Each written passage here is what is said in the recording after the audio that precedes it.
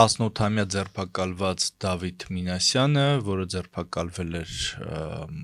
Սուրբ Աննա եկեղեցում Նիկոլ Փաշինյանի հրահրած անկարգության պատճառով, հետևանքով 3 տեղափոխվել է վերակենդանացման բաժանմունք։ Բարև ձեզ, եթերում խորագիրն է, այսօր ես Գևորգ Մինտերյանս, Ավետիք Քերոբյանը եւ պատմաբան հրապարակախոս Կարպիս Փաշոյանը կփորձենք ամփոփել անցաչափածվա գլխավոր իրադարձությունները։ Ողջույն։ Ես ինչ քիչ ներկայացրեցիք իմ տիտղոսները։ Աստվածաբան, Փիլիսոփա, մեծ ֆիզիկոս, նախկին ակտիվիստ, կեղծ ակտիվ, հիմա պասիվիստ, հիմա ավելի ակտիվ եմ։ քան երբ։ Քան առաջ։ Ես մի դիտարկում անեմ, իմ ընկեր Մելիքյան Ռուբենը, իր փաստաբան, մանրամասն վերլուծել էր այդ տեսանյութը եւ կադր բացահայտել էր, որ Դավիթ Մինասյանը ոչ միայն չի հարվածում Նիկոլ Փաշինյանին, նույնիսկ փորձել չի անում, նույնիսկ ինքը որևէ կրկնում փորձ չի անում Նիկոլ Փաշինյանին ոչ մոտենալով, ոչ առավել եւս իր ամտանգությունը ինչ որ սպառնալիքեր ներկայացնում։ Հակառակը, ասենք այն ամեն ինչը ինչ որ տեղի ունեցավ Սուրբ Աննա եկեղեցում, դա իհարկե բացահայտ կերպով, ասենք, ներկա հավատավոր ժողովրդի իրավունքների, հանգստության, հանդարտության խաթարում խախտում էր եւ քրեական օրենսգրքով նախատեսված արարք, կրոնական ծեսերի միջամտություն, ընդ որում պետք է ասենք, որ այդ ամեն ինչը իր հիմքում ուներ իր վրա հերթական, իր անձի վրա հերթական անգամ ուշադրությունը, հանրության ուշադրությունը սևեռելու փորձ էր։ Բայց այնինչ կատարվեց դրանից հետո, հենց Դավիթի իր երկորյակ եղբոր, իմ ծանոթ Գևորգ Գևորգյանի հետ կապված, եւ դրանից հետո տեղի ունեցած մեկ այլ միջադեպի հետ կապված, որ պարզվեց, որ էլի ինչ որ մեկը ձերբակալվել է Փաշինյանի սպասարկող մեքենայի վրա թքելու համար, այդ ամեն ինչը իրավական այնպիսի աբսուրդ է հասել, որ նույնիսկ ամեն կերպ փորձելով սրան տալ իրավական եւ հակաիշխանական քաղաքական աստար, անպատկերացնելի փնթիությամբ է կատարվում այս ամեն ինչը։ Իհարկե, այս փնթիության արդյունքը եւ հետևանքը այն է, որ երիտասարդի առողջությանն է սպառնալիք առաջացել, մի քանի անգամ մի քրեակատարողական հիմնարկից մյուս տեղափոխելու հիվանդանոցի միջով եւ այլն, եկել իմացանք, որ ցավոք սրտի առողջության սպառնալիքը արդեն դարձել հենց առողջությանը հասցված վնաս, վերակենդանացման բաժանմունքում է, բայց արդարադատության այսպես կոչված համակարգը, իդեմս հայտնի Մացոյի, Մնացական Մարտիրոսյանի, որը կալանքների եւ կեղծ դատավարությունների մասնագետ է, նույնիսկ Նիկոլ Փաշինյանն ինքը դատավճիռ ունի տված, այս ամեն ինչը լծվել է նրան, որ հասարակությունում հերթական անգամ բևեռացում առաջանա եւ նույնիսկ աբսուրդի աստիճաններն է, որ հոկտեմբերի 27-ի հետ էին փորձում համեմատել ինչ որ մարդիկ, այս դրվագը այն դեպքում, երբ որ տեսանյութի պարզ վերլուծությունից, պարզ ուսումնասիրությունից պարզ դառնում, որ տղան ընդհանրապես որևէ քրեորեն պատժելի արարք կամ նույնիսկ փորձ ինչ որ մեկի անվտանգությանը սպառնալիք չի արել։ Արի ասենք էլի ով էր համեմատում։ Վիգեն Ավետիսը քանդակը գործ, այդ սկրիններ տարածում։ Եվ ցմա բանտարկությունը պահանջում։ Ցմա տալ այդ տղային։ Այդ ԿՊԱ-կաների պաթոսային տեքստը չկարդում ասում։ Դա հարցակում էր պետության դեմ, ինչպես կարելի է հարցակվել։ Եվ միջայլոց այդ ամեն ինչը պարունակում է եւ ատելության խոսքի հատկանիշեր, եւ խտրականության, եւ հենց հավատացյալների զգացմունքների վրա հարցակումներ եւ այլն։ Այսինքն դու զարմանում ես ինչու օրենքը չի գործում այն պարագայում։ Ես փաստում եմ, ես չեմ զարմանում։ Կա Լենինի հայտնի խոսքը, որ օրենքները իշխող խավի դիկտատորան ապահովելու համար է։ Այո։ Եվ ցավոք սրտի սա հերթական դրվագն է եւ հերթական դրվագն է հենց ցինիկ կերպով ծաղրելով հասարակության հանրության անօգնականությունը օրենքի առջև։ Հիմա այստեղ սա ես կարծում եմ, որ Նիկոլ Փաշինյանը պրոֆեսիոնալ սադրիչ եւ հեղափոխական է։ Սովետի ժամանակ կար բան չէ, որ գնա բան էին տալի, ասում են պրոֆեսիոնալ հեղափոխական։ Օրջոնիկի ձեի, չգիտեմ ինչի բանի կամ ասում են պետական գործիչ կամ պրոֆեսիոնալ հեղափոխական, որ երկար տարիներ են 5 թվից մինչև 17 թիվը մինչև խորձերությունը ապրած պրովոկատորներ կային։ Բոլշևիկներին ասում էին պրոֆեսիոնալ հեղափոխական։ Այդ եմ ասում, բայց այն որ համել մեռնում են 20 թվին չեն հասցնում մինչև պաշտոն։ Չէ, բայց կային ասենք դες ձևակերպում կար էլի։ Երկրորդ համաշխարհային պատերազմից հետո մեռած բոլշևիկներ, որոնք մինչև խորձերություն ապրած պրովոկատորներ էին էլի։ Հիմա այդ պրոֆեսիոնալ հեղափոխականը ինձ թվում է, որ լրիվ Նիկոլ Փաշինյանի համար բնորոշ բանա ձևակերպում է։ Ինքը անում է սադրանքներ, ու այդ սադրանքների ինքը սիրում է, երբ որ բրբրթում են, չգիտեմ ինչ, իրեն հայհոյում են, քաշքշում են եւ այլն, ու մանավանդ հիմա ունի անվտանգություն, չի կարա այտենց ամեն մեկ իրեն քաշքշի բանանի,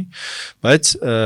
դրանով ինքը ինչ-որ բաներ է բացահայտում ու մեզ համար էլ են ինչ-որ բաներ բացահայտվում։ Օրինակ, ասենք, բացահայտվում է, որ ասենք հերթական անգամ բացահայտվում է, որ մարդու իրավունքների պաշտպանը բանա, չգիտեմ, ինչ որ անընդհատ իշխանությանը պաշտպանող կառույց է։ Բացահայտվում է, որ ասենք այդ դպրոցում կան ասենք մանկավարժները պետքա բանանեին, պաշտպանության կանգնեին, խոսեին եւ այլն։ Ինչ որ տեսանք միայն ինչ որ բաների համադասարանցիների, դպրոցի այլ աշակերտների ելույթներ, որ ասենք ինչքան տաղանդավոր երեխա է դա։ Դե մանկավարժերը երևի terror-ի են ենթարկվել նախքան այդ, այո, օրինակ կար միտք, որ պետքա լիներ դասադուլ դրանից հետո, բայց սկի բան չեղավ, դրա մոտեցող ինչ-որ բան չեղավ եւ այլն։ Եվ մենք տեսնում ենք, որ այդ սադրանքը 100%-ով իրագործվել է։ Մենք այդպես բաներ Ֆրանսիայում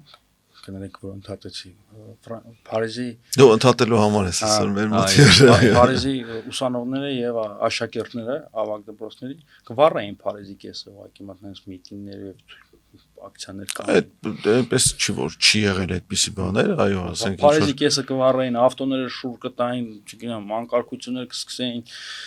ԿՊԱ-ականների լեզվով ասած կհարցակվեին պետականության դեմ, բայց Հայաստանում այդ ամեն ինչը տեսնում որ մարսվում է, բայց այնուամենայնիվ մենք տեսնում ենք տեսանյութ, որտեղ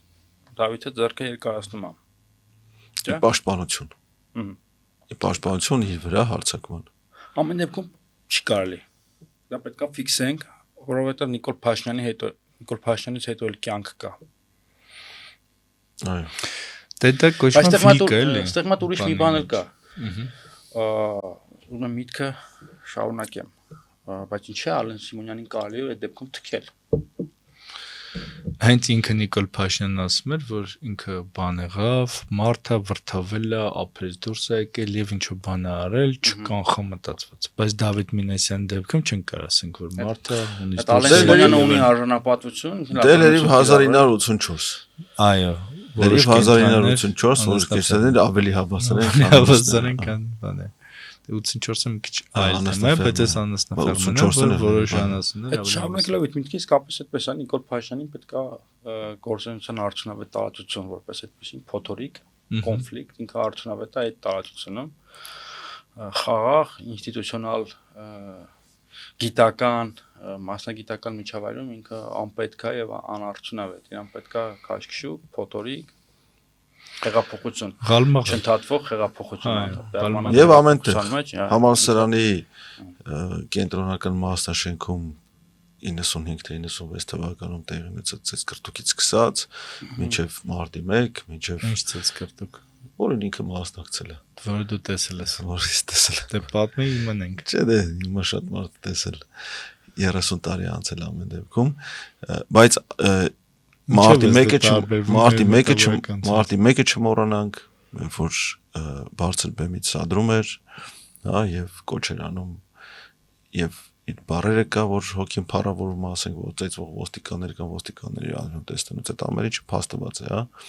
Եվ 18 թվականը, եւ 20 թվականը, եւ հիշենք նույնիսկ 16 թվականը, երբ որ ինքը գնաց փորձեց մտնել ՊՊՑ գնդի գրավման հետ կապված խոսքով պրոֆեսիոնալ հեղափոխական ես համաձայն եմ Կարպիսի հետ, ուզում եմ ասածը շարունակեմ, որ իր արածների մեջ միշտ կա այդ վիլկան, էլի, այսինքն մի կողմից ինքը սադրում է ինչ-որ բան, մյուս կողմից, բայց ինքը ճիշտ է, որ իրոք, ասենք, պետության ղեկավարի նկատմամբ չպիտի ինչ-որ բան ոտնձգություններ լինի, բայց այդ ոտնձգությունը չի եղել։ Հիմա մյուս կողմից էլ եթե նայենք, ինքը, ասենք, եկեղեցու հայրը կաթողիկոսն է, այդ բոլոր հավատացյալների հոգևոր հայրը կաթողիկոսն է։ Հիմա ասենք ինչ-որ մեկի իմ հորը անվանարկի, չգիտեմ, հայհոյի ինչ-որ բաներ ասի եւ այլն, հետո գայեմ ծննդին, ասի ես ուզում քո ծննդին ներկա գտնվեմ։ Պարզը, որ ասենք ես ինչ-որ ռեակցիաներ չգիտեմ, որ ռեակցիա չտամ, դա էլ չէ, ավելի վատ բան է, որ եթե ես ռեակցիա չեմ տալ։ Հետևաբար մենք այստեղ տեսնում ենք նաև այդ կողմը, որ այնուամենայնիվ մեր ժողովուրդը այնքան կենսունակ է ու այնքան կենսասեր է, որ այդ բանի տեխնոլոգիական, չգիտեմ, PR բաներին չի տրվում եւ տալիս է բնական ռեակցիա։ Այսինքն այդտեղ կողքից ինչ որ մարդիկ են գոռում, մենք տեսնում ենք ինչ որ բան, զզվող հայացքներ ենք տեսնում, օրինակ, որ ասում ես քո ծանոթ Գևորգյանը երևում է ինքը կադրում, այսպես շատ սառը եւ այսպես զզվանքով լի հայացքով նայում է բանի, որտեւ այդ դա հասարակության նորմալ արձագանքն է դրան, էլի, որ ու ճիշտ ասած դա ինձ շատ ուրախացնում է, որովհետեւ օրինակ ես ինչ որ դրվագներ եմ հիշում, որ օրինակ մի հատ միասնության շուրջ պար կար, այդտեղ այդ ժամանակ ես լրագրող էի, մի հատ տեղ էր, որտեղ ինչ որ sense մարդիկ էին հավաքված, բան եւ բոլորով հայհոյում էին Քոչարյանին։ Մեկը եկավ Քոչարյանը, որ նախագահ էր այդ ժամանակ, ու այդ բոլոր դժգոհողները սկսեցին նախագահային բանանել, կծնել, չգիտեմ, հետը նկարվել, եսի ինչ անել եւ այլն, որ իմ համար ապշեցուցիչ էր, որ ասենք ոնց կարա մարդը ասենք 20 րոպեվա մեջ այդպես բանն էլի փոխվի։ Հիմա կոնկրետ այս դեպքում ես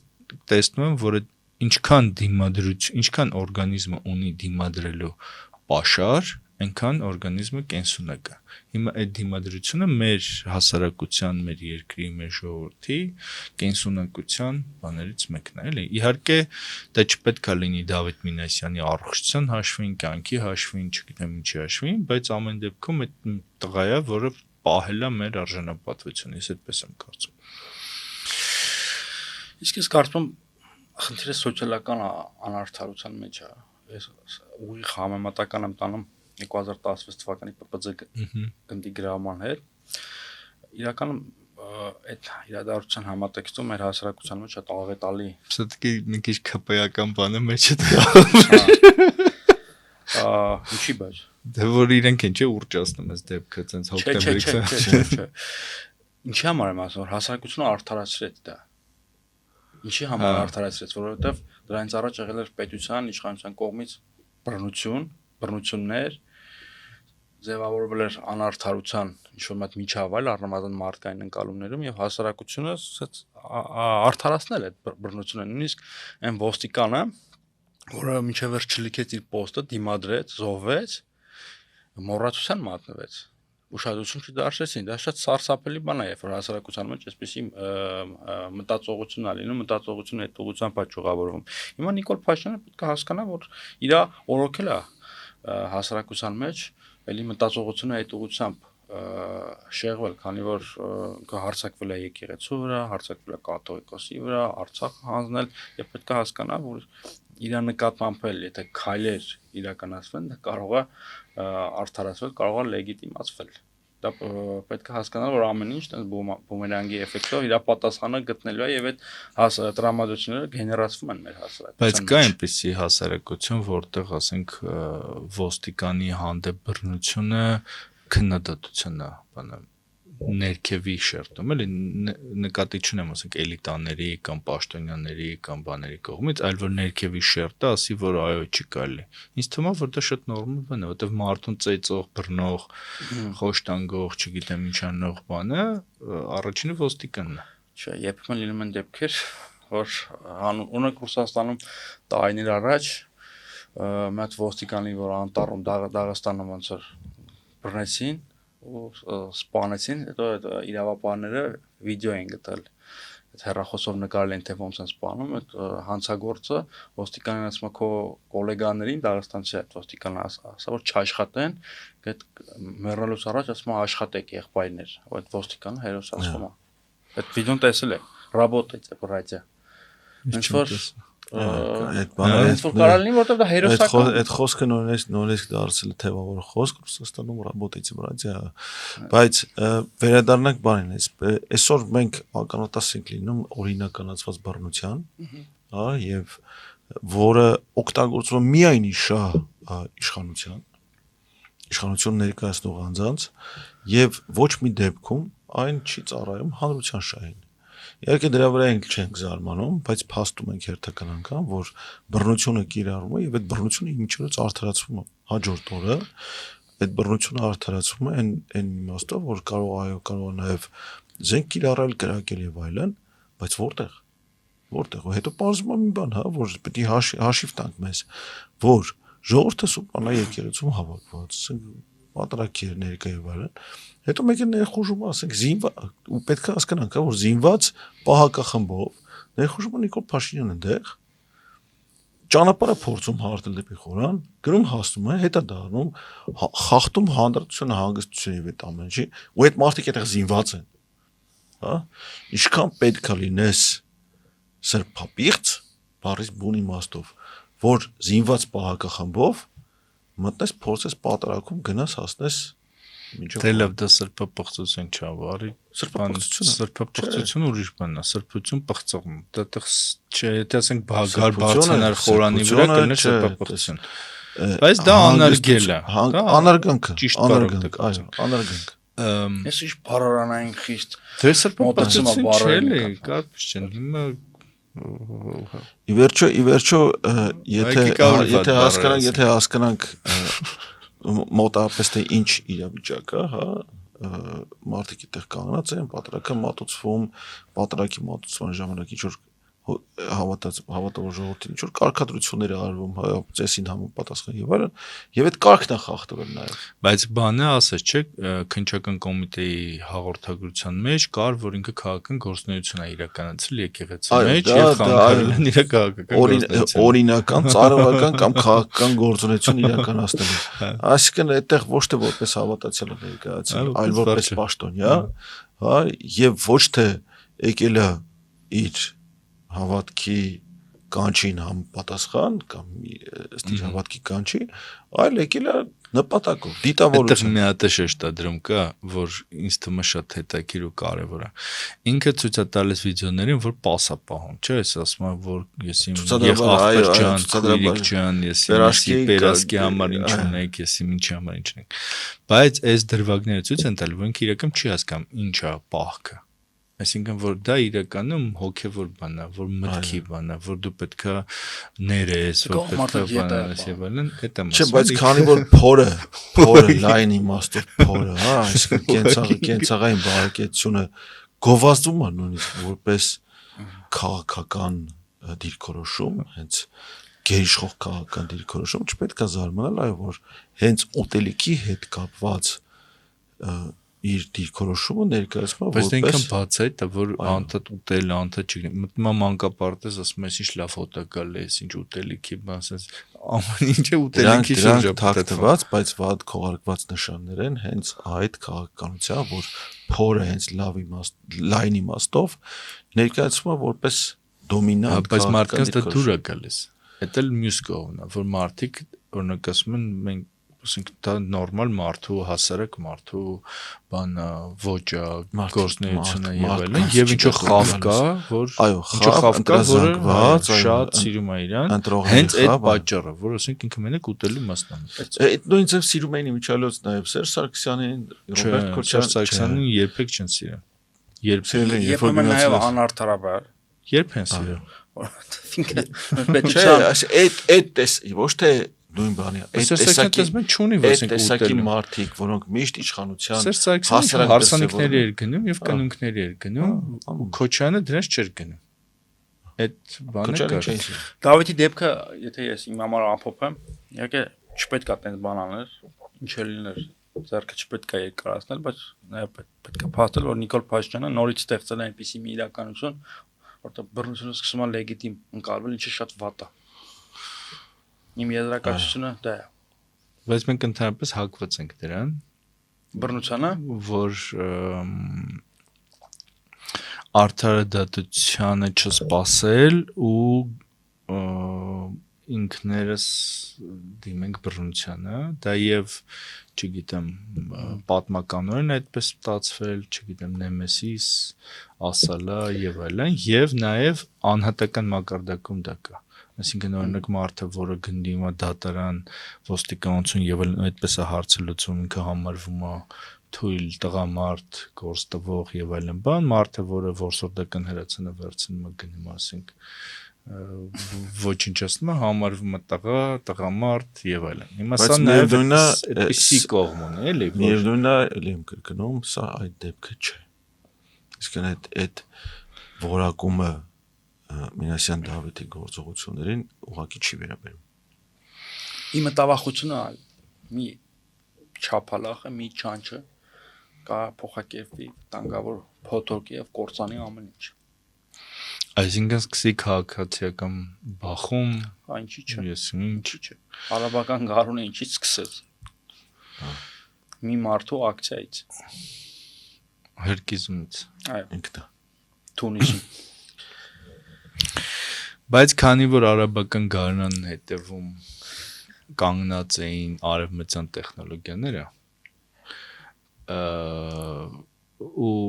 այս սոցիալական ցանցեր, չգիտեմ, բաներ, iPhone-ներ, եսի ինչեր եւ այլն, դրանք այդ տեխնոլոգիաների բանն էլի բաղադրիչն են։ Ես կարծում եմ, որ չի կարա այդպիսի տեխնոլոգիա կիրառվի, եթե արևմուտքը դրա հետևում կանգնած չի։ Այսինքն, եթե արևմուտքը աջակցում է Նիկոլ Փաշինյանին, երբեք չի կարա այդ ալիքը ձևավորվի ընդդեմ Նիկոլ Փաշինյանի տեխնոլոգիաների միջոցով։ Տեխնոլոգիաները չեն կարող արդյունավետորեն կիրառվել, եթե տեղում հիմքեր չկան։ Չես կարա արևմուտքի ամենահանճարեղ տեխնոլոգիաներով Հայաստանում ստեղծես մի բան, որի հիմքերը այստեղ խարասխված չեն։ Բայց ինչ են փակվում այդ դեպքում սոցիալական կայքերը եւ չգիտեմ ինչեր տարբեր երկրներում։ Էպիզոդիկ տասնյակ հարյուրավոր օրինակներ կարող ենք բերել, բայց ինչ որ տեսություն հիմնավորելու համար պետք է 100%-անոց։ Ես կարող եմ մի օրինակ բերել, ու սա ճիշտ ասած նաև վերաբերում է մեր հաջորդ թեմային շաբաթվա իրադարձությանը, Նիկոլ Փաշինյան, Վլադիմիր Պուտին հանդիպմանը, որտեղ ինչ որ նու չգիտեմ, Սարքովի կամ գուցե անկեղծ ինչ որ դիմադրություն երևաց, այդ որ Նիկոլ Փաշինյանը Վլադիմիր Պուտինին պատասխանում է, որ Հայաստան դեմոկրատիա, սոցիալական ցանցերը բաց են, չգիտեմ ինչ եւ այլն, որ մարդիկ կարողանում են գրառում կատարել, ոչ մի բաներ չկան, սահմանափակումներ չկան։ Ես կարող եմ մի կոնկրետ օրինակ բերել, որ Օրագիր News-ի YouTube-յան ալիքում մենք բան ենք, այդ օրը փորձում ենք վերբեռնել մի տեսանյութ, որտեղ երևում էր, որ ցույցանող հայերը ինչպես են այրում Նիկոլի դիմանկարը, բայց YouTube-ը դրա համար պահանջեց լրացուցիչ ստուգում եւ 24 ժամ ժամանակ։ Ես ճիշտ ասած չեմ նայել, դա դեռ գնացել չէ, բայց երեք դեռ չէր հրապարակվել։ Հիմա ասենք, որ այսօր դա հրապարակվի, չէ՞, դա այլևս ժամանակ կվրը, դա այլևս ոչ մեկ չի տեսնելու եւ այդ բանը, որ կարողանում է սոցիալական ցանցը ինչ որ բաներ ալգորիթմների հիման վրա շատ ցույց տա ու կարողանում է քիչ ցույց տալ։ Դա ստեղծում է ընդհանուր պատկեր։ Ավելին ասեմ, այն կանոնները, որոնք հիմա գործում են, ասենք օրինակ լրատվական ալիքները, բաները, ինչ են դնում, ինչ չեն դնում եւ այլն, դա որոշվում է ոչ թե մեր ներքին բարոյականությամբ, ավելի շատ, որ ասենք ես որպես հայ դեմ եմ, որ չգիտեմ, որդին հորը ինչ-որ բան ասի եւ այլն, այլ որոշվում է Facebook-ի, YouTube-ի եւ մյուս ցանցերի քաղաքականությամբ, ալգորիթմերով, կամ բռնում փակում է, տեղին քարտա տալի, կարմիր քարտա տալի, ջնջում է եսի ինչամ եւ այլն, դու այլևս դա չես անում։ Կոնկրետ ես օրինակ մի բան կորցրել եմ, մեծ շատ մեծ Facebook-ան էջ կորցրել եմ Մոնթեի նկարը հրապարակելու պատճառով եւ այլևս երբեք բարձր որ ես Մոնթեի նկար չեմ հրապարակելու։ Հիմա ինչու եմ սա ասում։ Եթե Նիկոլ Փաշինյանը ունի աջակցություն այս տեխնոլոգիաների կողմից, այսինքն արևմուտքը իր տեխնոլոգիաներով կանգնած է իրեն, հնարավոր չի այդ տեխնոլոգիաները օգտագործել արևմուտքից վստահությունը, որ նախ տեխնոլոգիաները 100%-ով արևմտյան մայրաքաղաքների վերահսկողության տակ են, երկրորդն որ տեխնոլոգիաները աջակցում են Նիկոլ Փաշինյանին։ Դե որ եթե այդպես լիներ, ասենք Իրանը կլծվեր Facebook-ի միջոցով համաշխարհային իսլամական հեղափոխություն անելու գործ։ Եվ անում։ Չեն անում, կարծեմ ոնց կարող են անում։ Բայց վաղուց չկա։ Ես քեշ մտածում օրինակ անհնար է դա, կարծես։ Դուք մտնեք այդ փիլիսոփայության մեջ, ապա այդպես խաղի կանոնները դուք էլ կարող եք ձեր արարքները տարածել։ Ուզում ասել, չէ, դες սահմանափակ երկրորդական այդ ամեն ինչը սահմանափակ ձևով կամ սահմանափակ ծավալով կարող ես անես, բայց եթե դու ոնց որ համատարմության երթում ես տվել արևմուտքին, ինչքան էլ որ Նիկոլ Փաշինյանը որևէ երթմանը կամ որևէ խոսքին չի կարելի հավատալ, ամեն դեպքում այն ինչ որ իրեն ձեռնտու է կարող են իրականացնել։ Բայց եթե վերադառնանք ապրիլ 1-յան այցին Մոսկվա, այնտեղ կային շատ այսպես թաքնված ազդակներ, թաքնված կամ ոչ այնքան թաքնված հաղորդումներ կամ մեսիջներ, այսպես ասած, եւ Հայաստանի հասարակությանը եւ Պուտինին եւ անձամբ Նիկոլ Փաշինյանին մասնավորապես առաջիկա ընտրությունների հետ կապված կային այսպես ակնարկներ, բայց իհարկե չգիտենք թե փակ դռների հետևում ինչ է խոսվել եւ ինչ են ասել եւ պայմանավորվել, որովհետեւ հայտնի է որ սա ես ասում իմ համար որպես բացահայտ դարձած փաստ, որ Հայաստանում կա մեկ անթակույց ռուսամետ գործիչ, ավելի շուտ ռուսամոլ գործիչ քաղաքական Նիկոլ Փաշինյանն է, որը ամեն առիթով պատե անպատե գնում խնդրվում եւ ստանում է Ռուսաստանի աջակցությունը իր անցած կամ ապագամ ծրագրավորող գործողությունների համար։ Ես մասամբ համաձայն եմ քեզ հետ Ավետիք ջան, որ Նիկոլ Փաշինյանը ռուսամետ գործիչ է ու դա իր այդ արևմտյան կերպարը որ սարքում են որ դեմոկրատիայի համար պայքարող չգիտեմ ինչ բան դա ասենք արդեն իր արտաքին տեսքից արդեն դա ծիծաղել է էլի որ ասենք ինքը մենակ մտածում է ուտելու մասին չգիտեմ ինքը մտածում է իր շարժու ձևը չգիտեմ մտածողությունը եւ այլն այդ դեմոկրատի եւ Նիկոլ Փաշինյանի կերպարները շատ խորը հակասության մեջ են Գերմանիայում այդ նախընտրական պայքարի ժամանակ մերցնել է շատ ուտում բուրգերներ էր ուտում ինքն էլ։ Դե Նիկոլ Փաշինյանը ամեն ինչ է ուտում։ Վերջո, բայց պետք է ընդունենք մի բան, որ դեմոկրատական արժեքների վրա այնպիսի ահագնացող ծավալով ճնշումներ են գործադրվում Հայաստանում, որ դեմոկրատիայի մասին ուղղակի նույնիսկ խոսելն ավելորդ։ Լրատվամիջոցների, լրագրողների նկատմամբ քրեական գործերը, դատերը, դատավարությունները երբեք այսպիսի ծավալի չի եղել։ Երբեք չի եղել հարձակումները, ուղիղ ֆիզիկական հարձակումը, ասենք փողոցում քաղաքական ակցիա իրականացնող կամ նույնիսկ ոչ քաղաքական ակցիա իրականացնող մարդկանց վրա։ Կարելի է համեմատել իհարկե Ռուսաստանի հետ։ Իմ ընկերներից մեկը լուսահոգի միայնակ պիկետեր իրականացնում 20 թվականի պատերազմի ժամանակ Ռուսաստանի ԱԳՆ-ի դիմաց եւ սահմանափակումների ենթարկվեց բայց Հայաստանում սահմանափակումներ չի միայն, հա, իշենք, ասենք 24 թվականի հունիսին ոստիկանության սարսափելի բռնությունը ժողովրդի նկատմամբ,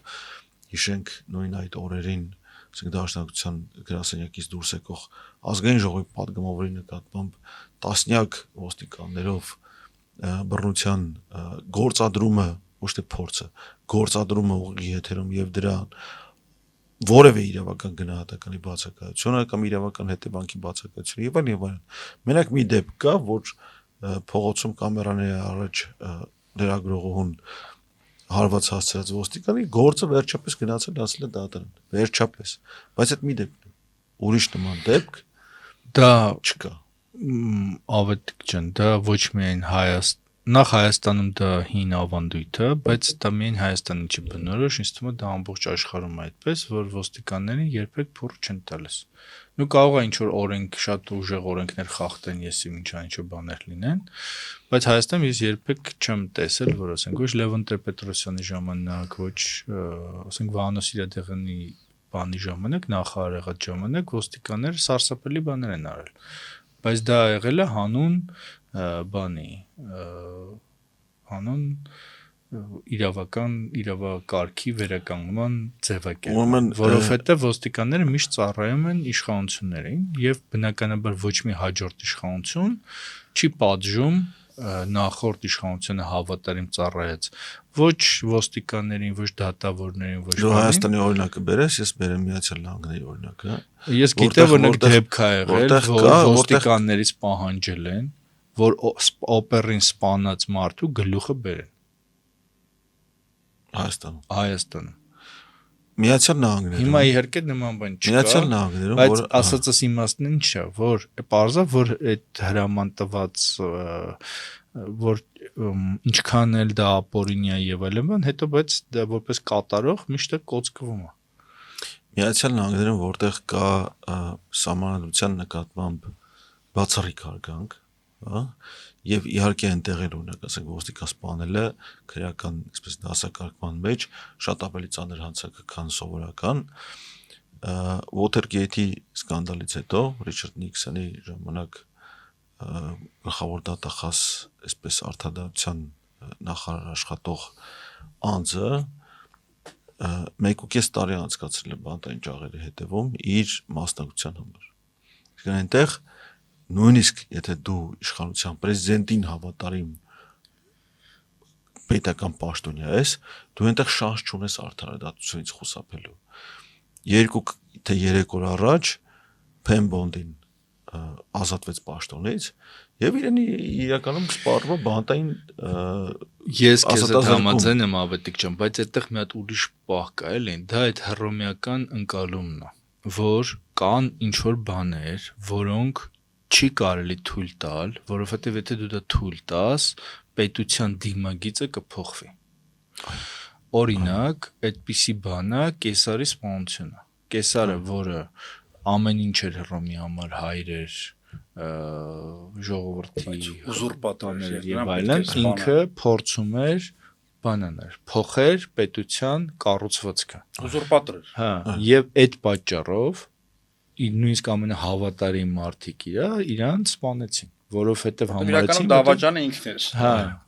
հիմա բրոտոսը։ Դա իսկ կա Հայաստանում այդպիսի մի բան, որը էլիտաներին կտանի այդպիսի բռնության, չգիտեմ, դիմադրության կամ դատի։ Հայաստանում չկա դրա ավանդույթը։ Ես կարծում եմ, որ մենք ունենք մեծ առասպել, որ այդ բանը Արցախն է, որ Արցախի ոչինչ, ոչ ոք չի ներվի Արցախի վտանգի տակ դնելուց հետո, բայց մենք 23 թվականից հետո տեսանք, որ լավ էլ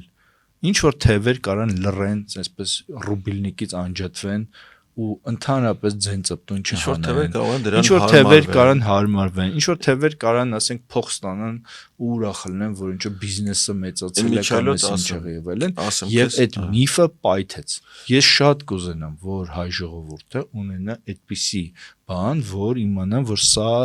ցեղասպանությունն է, չգիտեմ ինչն է եւ այլն։ Նույնիսկ ասենք հակառակ թևերը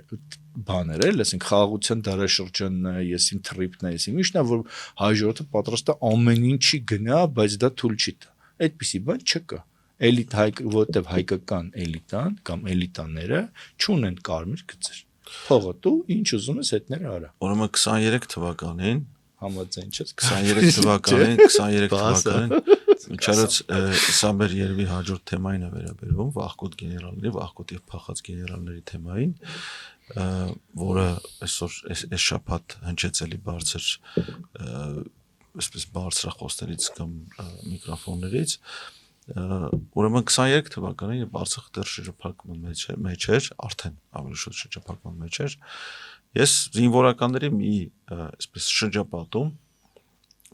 զենքի ցուցադրություններ արտահայտությունից թույլ տվեցի, որ այս զենքը պետք է հիմա ոչ թե ցուցադրվել էր կիրառվեր, հենց Արցախը ազատագրելու կամ շրջափակում բացելու համար եւ մեծ պաշտոն զբաղեցնող, այսօր էլ դեռ մեծ պաշտոն զբաղեցնող եւ 20 թվականին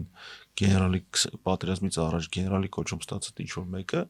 ինձ ասեց, «Ադե ախպեր թողեք միջել խաղաղության մեջ ապրենք»։ Հա? Մարդ, որը իմիջիալոց ժամանակին ուներ բավականին լավ համարում ծառայակիցները, ես մինչև այսօր լսում եմ գովեստի խոսքեր, այդ մարդու անվան, բայց որը ուրացել է իր կոչումը, ուրացել իր այսպես կյանքի գործը եւ պատրաստ է խաղաղ ապրել, բայց ստորացված, պատրաստ է եւ հաշտ է, ասենք կառավարության հրաժարականի կոչ ստորագրել, բայց դրանից հետո ստանալ նոր կոչում, ստանալ նոր պաշտոն, ստանալ բարիքներ եւ համարել որ կառավարությունը դզվեց, այո։ Այդ տեխնոլոգիաների հետ կապված մի բան էլ ասեմ, արևմտյան երկրների ամենամեծ սպառնալիքը որն է, որ իրենց գաղափարական հակառակորդները իրենց կհաղթեն իրենց իսկ գործիքներով, աճ պահպանողականները, ծախերը, այսինքն պետք է տենց մտածել, որ արևմուտքում կան տենց ինչ-որ տեխնոլոգիական կենտրոններ, որ կոմպյուտերների դեմ նստած աջակցում են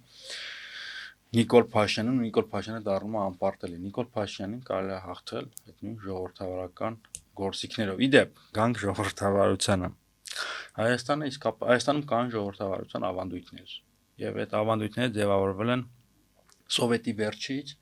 եւ 91 թվականից ի վեր։ Դա գալիս է մեր մշակույթից, մեր քրիստոնեական արժեհամակարգից եւ Հայաստանը հաստատ չի կարող նման լինի, չգիտեմ, Թուրքմենստանին, Ուզբեկստանին եւ նույն Ռուսաստանին, որտեղ ստեղ կան այլ ավանդույթներ, Ռուսաստանում այլ ավանդույթներ, այսինքն Հայաստանի ժողովրդավարական ավանդույթների շնորհքը Նիկոլ Փաշինյանը չի, ինքը դա գողանում է եւ վերագրում է իրեն։ Դա իրենի չի գալի, որովհետեւ ես նաեւ ազատ լրագրող եմ եղել Սերժ Սարգսյանի ժամանակ։ Եվ ավելի միգուցե կատաղի, ավելի սուր ձևակերպումներով ես նաև ժողովրդավարության ինչ-որ դրսևորումներ տեսել եմ Ռոբերտ Քոչարյանի օրոք, հիմա այդ բան ինչ-որ միֆեր են, չէ՞, պատտվում, որ Ռոբերտ Քոչարյանի օրոք մարդկանց էին ուտում, բայց չէ, Ռոբերտ Քոչարյանի ժամանակ մեր մամուլի ամենատաղանդավոր շրջափուլերից մեկն է։ Չնայած որ Ամեկ Պլյուսը փակվեց կամ հեռարձակումից զրկվեց, բայց թերթերը եռում էին, ինչ ասես որ չեն գրում, տաղանդավոր գրողներ կային շատ, չգիտեմ, ինչ-որ շատ լավ շրջան էր։ Ճիշտ է, TV-ն կաշկանդված էր, բայց ես երբեք չեմ ասում Ուստա Հրանտ կար, շատ հետաքրքիր հոդվածներ գրում, Հրանտ Տեր-Աբրահամյանը, Մարինեն կար, դե իհարկե Արամ Աբրահամյան կար, Աննա Իսրայելյան կար, կար, բայց կար նաև լիքը, այսինքն կար այդտեղ տեխնոլոգիական պակաս։ Եվ բայց ես բացարձակ ժողովրդավարության մասին չեմ խոսում, այլ ինչ-որ ատրիբուտների, թերթի ավանդույթը եղել է, որը ավարտվել է արդեն Կարպեշյան, էլ թերթ չկա։ Ոչ ժամանակն է փոխել, ուզում ասել ինչ որ Նիկոլ Փաշինյանն է դա բերել եւ Նիկոլ Փաշինյանը դա չի սկսել եւ ավելին ես հիմա ասեմ ես հիմա ինձ ավելի ազատ չեմ զգում քան Սերժ Սարգսյանի օրոք եւ հիմա Հայաստանը ավելի ազատ չի քան Սերժ Սարգսյանի գոնե երկրորդ ժամկետում էր սա էլ ասեմ որովհետեւ ավելին հմեկը ավելի նողկալի է հիմա քան Սերժ Սարգսյանի օրոք որտեղ հիմա հմեկի հաղորդավարները իրենց թույլ են տալիս նենց բաներ, որ Սերժ Սարգսյանի ժամանակ նենց բան Գոստը թույլ են տալիս, այլ իրենք հենց Չկա, դրա համար էլ մեկի հաղորդավար պրոֆեսիոնալ, անթակոյց քաղաքական քարոզ, Ավետիքյան, իշխանական քարոզիչ են։ առաջ երբեք չէիք տեսնի իշխանը համայնքը ռոպագանդա է զբաղվել, եկեք չթաքցնենք բոլոր իշխանությունների օրոք, որ սուֆլորով լուր կարդացող լրագրողը տեքստ կարդա, որտեղ այդ տեքստում պիտակումներ կան ընդդիմադիր գործիչների նկատմամբ։ Լավ կարպես։ Առաջ դες բաներ Որթիվես։ չեմ հիշում ես։ Դու որթիվես։ Սերժ Սարգսյանի օրոք այս բաները չեմ հիշում։ Ռոբերտ Քոչյանի ժամանակ, ասենք, Արամ Զավենիչի հանրահավաքը, որ Ծիրանի հեղափոխությունը այն ուզում ասեն, թե ինչ, ասենք, համեկան ծեր ծաղրում, որ հաջորդ հանրահավաքին մարշեր են։ Ես Ռոբերտ Քոչյանի օրոք փոքր եմ եղել, Սերժ Սարգսյանի մասին եմ Հա, խոսում։ չէ, իհարկե Սերժ Սարգսյանի ժամանակ ինչ որ բաներ,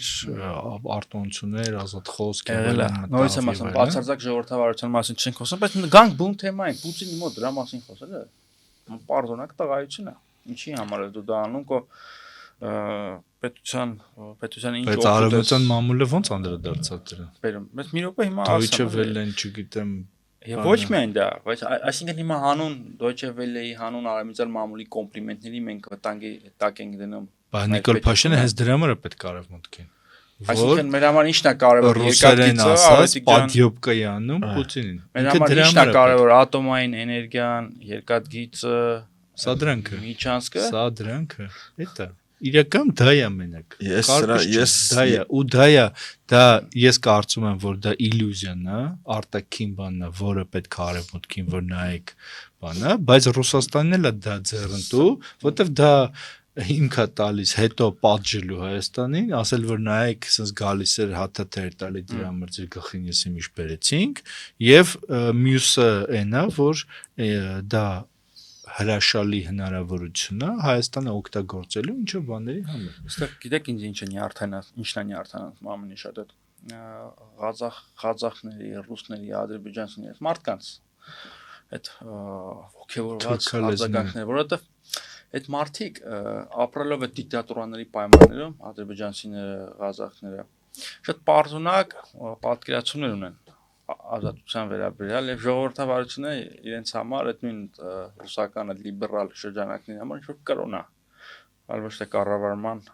համակարգ, արդյունավետ եւ չեն հասկանում ինքն Տողունի ասում է «Свобода слова, если это мат»։ Այսինքն ունենք երկու ծայրահեղություն կնես Ավետիք ջան, ասեմ, այդ իրենց իրականությունից կտրված դիկտատորները, Արկադակը, չգիտեմ, Ղազախստանի նախագահ Տոկաևը, Պուտինը լրիվ կտրված են իրականությունից, նույնիսկ դեմքով են արդեն տարբերվում եւ հիմա Նիկոլ Փաշինյանը իրենց մարդակերպ է թվում, այսինքն հասարակ մարդու պես եւ դա համար տենց ոգևորում են, ինչ է բոլորը տենց ինչ որ միֆեր են, կրոնական միֆեր են եւ կապ չունեն իրական ժողովրդավարության հետ։ Այս այցի մի դրվագի ես կուզեի անդրադառնալ, որ նախորդում էր իրականում այդ այցին, այն բացայտ ինքնախոստովանությունը, որ հա իհարկե ես պետք է խնդրեմ Պուտինին, հանդիպման համար, եւ միջազգային հարաբերությունում իրավահավասարության սկզբունքից հրաժարումը, որը մեր պետականության դեմ ամենամեծ հանցանքներից մեկն է։ Երբ որ դու Հայաստանը դնում ես անհավասար միտումնավոր կերպով ինքդ դնում ես անհավասար կարգավիճակում, զրկում ես քեզ իրավահավասարության պահանջից, դա հենց ինքն է պետականության դեմ հանցանքը, ոչ թե Պուտինից հանդիպում խնդրելը, Պուտինից հանդիպում խնդրելը ոչ միայն հանդիպում խնդրելը, այլ խոստովանությունը, որ ինքը պիտի խնդրի Պուտինից հանդիպում, որովհետև անիրավահավասար է, իրավական անհավասարություն կա։ Բայց Նիկոլ Փաշինյանն էր ձերպես մտածում եւ եկիր այդպես փորձությունների տարավ։ Չէ, այս Նիկոլ Փաշինյանի խոստովանությունն է։ Ինքն էլ մտածում է Պուտինի հետ ինքը իրավահավասար է սկզբում։ Չէ։ Հավասարությունը եւ իրավահավասարությունը տարբեր բաներ են։ Դու կարող ես հավասար չլինես, բայց իրավահավասարություն պահանջես, հա? Եվ դա է բերում իրավական հարաբերություններում եւ միջազգային հարաբերություններում դիրքավորման եւ հաջողության։ Իսկ սա բերում է անհաջողության։ Այն այսպես արտաքին մեղքը ո՞րն է Նիկոլի չեմ հասկանում։ Հայաստանի հանդեպ հանցագործությունը, Հայաստանի պետության հանդեպ խնդրեր։ Չէ։ Հայաստանի պետության հանդեպ որ հանցագործությունը Հայաստանի անիրավահավասարության ընդունումը ընդունումը հենց դրանով, որ ինքը պետք է միշտ Պուտինից հանդիպում խնդրի, քանի որ անհավասար իրավական տեսանկյունից անհավասար դիրքեր Պուտինից է, Թրամփից է, ինչ եղել հանուն իրապետության շահերի խնդրել կարող ես, բայց իրավահավասարությունը ժխտելը իրավահավասարությունից հրաժարվել չես կարող։ Բայց ո՞նց է հրաժարվում։ Ուղղակի հաշվի է նստում իրականության հետ, հաշվի է նստում աշխարհում տարածաշրջանում կարող ես նստել, խոստովանել եւ դա ընդունել, ոչ։ Այդ շատ նորմալ է, որ ես էլ լինեմ Հայաստանի ղեկավար, բոլորիցը խնդրելու եմ, հետո պետք է ինչ-որ մի բանը կուլ կտամ, որ իմ երկրին օգուտ լինի։ Ես մի բանի վրա ձեր ուշադրություն դարձնեմ, որ ուրեմն իհարկե Լևոն Տեր-Պետրոսյանին հանենք այս ցուցակից, ասենք եթե նայենք Ռոբերտ Քոչարյան, Սերժ Սարգսյան, Նիկոլ Փաշինյան, մենք այս անցման մեջ տեսնում ենք ոչ միայն Հայաստանի փոփոխությունը եւ այլն, այլ տեսնում ենք նաեւ Պուտինի փոփոխությունը։ Ոնց է փոխվում Պուտինը, որովհետեւ օրինակ ասենք Սերժ Սարգսյանի մոտիկ շրջապատում, երբ որ ինքը նախագահ էր եւ այլն, ասում էին, որ օրինակ Ռոբերտ Քոչարյանը լավը չէր եւ այլն, բան, որովհետեւ ասում են ինքը ոնց էր գնում, ասենք Պուտինի հետ խոսում, նստում, դիկ, չգիտեմ ինչ բան, դա համարվում էր բան էլի մինուս բան, որ դա ջղայնացնում էր կամ էսի ինչ էր անում եւ այլն, բայց մենք այս բանի մեջ շղթայի մեջ տեսնում ենք նաեւ Պուտինի ցար դառնալու այդ բանը փոփոխությունը, երբ որ ինքը սկզբում այդպես օրինակ ես հիշում եմ մի հատ դրվագ կար, որ կարծեմ հոկտեմբերի 27-ին դեռ չէր եղել եւ ինչ որ պաշտոնյաների անվտանգության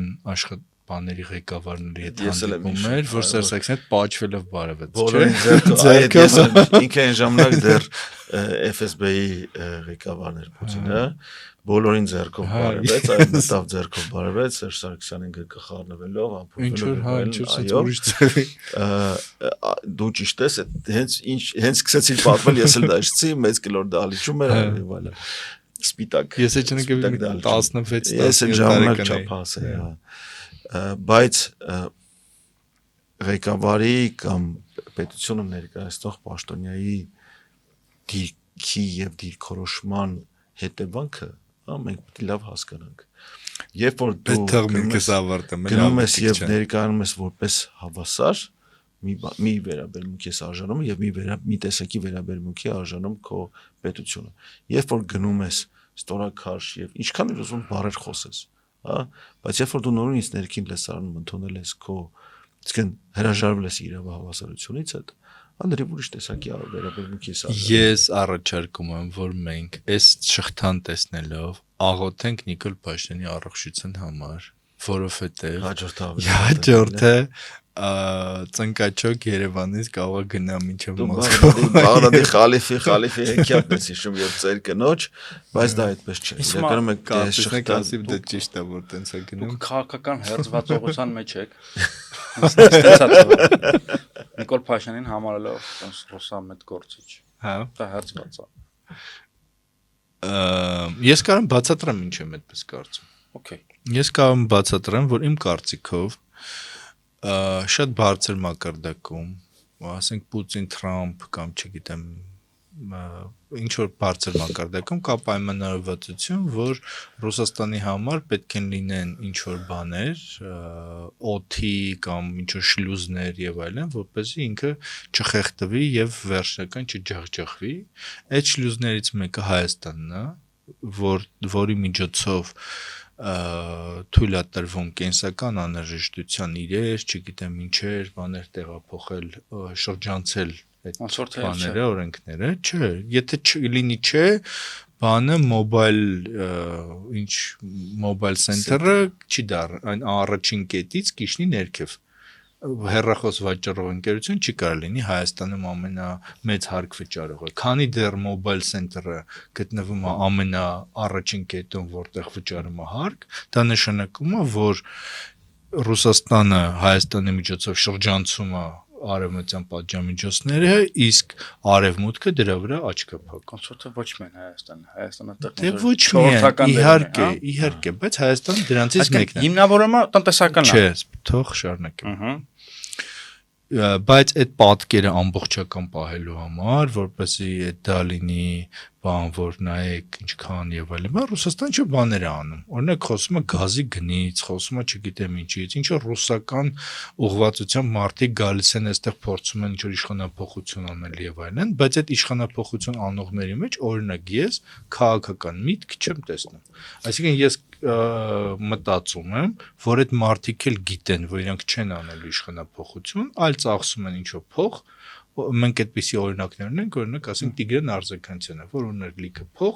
եկել էր բոլոր պաստառները առել էր եսի, ինչեր ինչ շատ ավելի մեծ փողեր դուսեր գրում բաներ են, որ բարձր որ դա ինքը իր փողը չէր ծախսում։ Հիմա ձեր ասածը ձեր նախնական մտքից հակասության մեջ է։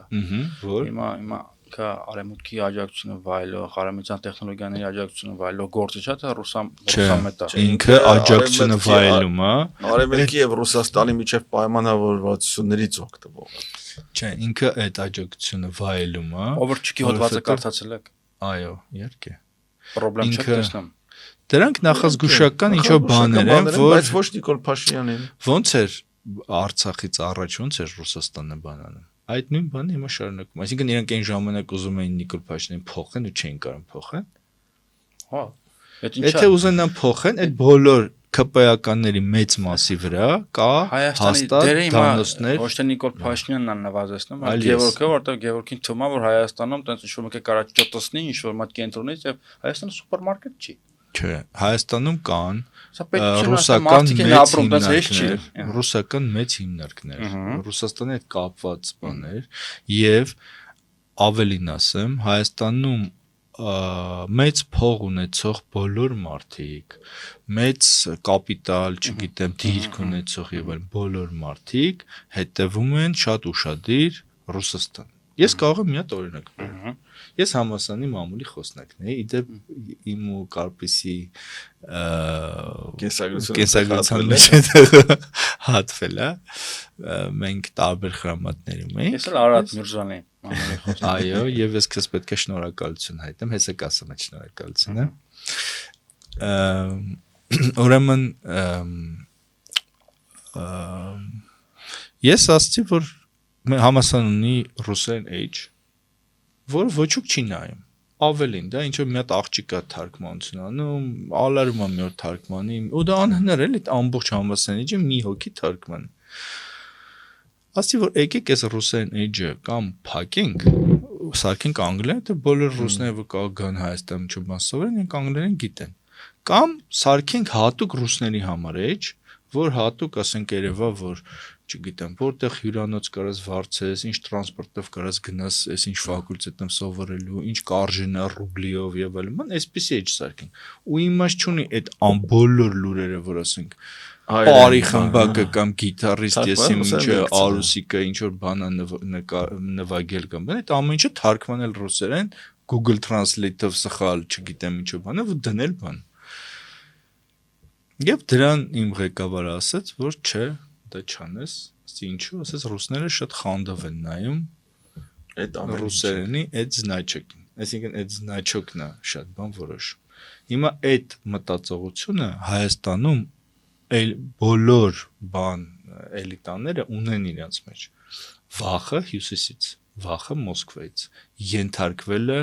Մոսկվայից, որ դեռ ոչինչ չարած, մի զանգում զգուշացնում են, ես չեմ։ Իդեպ ես ուզում հիշեցնեմ,